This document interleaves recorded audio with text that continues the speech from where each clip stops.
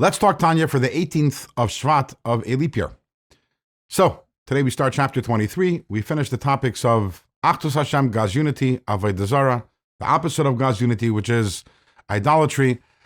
And today we're going to start talking a somewhat lengthy conversation. It'll take us a few days, talking about Torah and mitzvos and how Torah and mitzvos are an expression of God's unity. I just want to take a moment to remind you that this is all part of a larger discussion.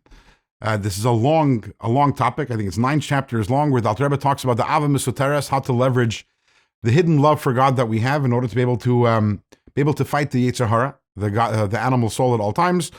And there are a number of understandings that we need to have in order to be able to get to that point. And we're middle of that conversation. We're starting now chapter 23, and it'll take us through chapter 25, this larger conversation. So in today's Tanya, the Alter Rebbe begins by telling us that in Kabbalah we find 2 statements. One is that Ramach Pikunin Inun Ramach Evren de Malka, which means that the 248 mitzvahs, we know that 248 positive commandments, they constitute the 248 limbs of the king, of God. And then in Kabbalah, we're also told that Eiraisa v'kuchabrichu kuluchad, that Torah and God are one. So seemingly these sound similar. God is one with the Torah, and when we say that the mitzvahs are God's limbs, that's again, it's saying it's an expression of unity, how God is one with the mitzvahs. But the fact that we have these 2 different metaphors tells us there's a difference between Torah and mitzvahs. So first we're going to start talking about mitzvahs, and that'll take us today, and then the next 2 days of Tanya, and then we're going to transition and talking about how Torah is different. Why are mitzvahs called limbs? So to understand this, we need to go back to a conversation we're having the last few days about pnimiyus haratzon, that there's the idea of God's inner will versus God's external will. What is God's inner will? The mitzvahs are God's inner will. Why did God create everything? Because he wants Jewish people over here in this world doing mitzvahs. Everything else is the supporting cast, is the chitzonius haratzon, the external will for mitzvahs.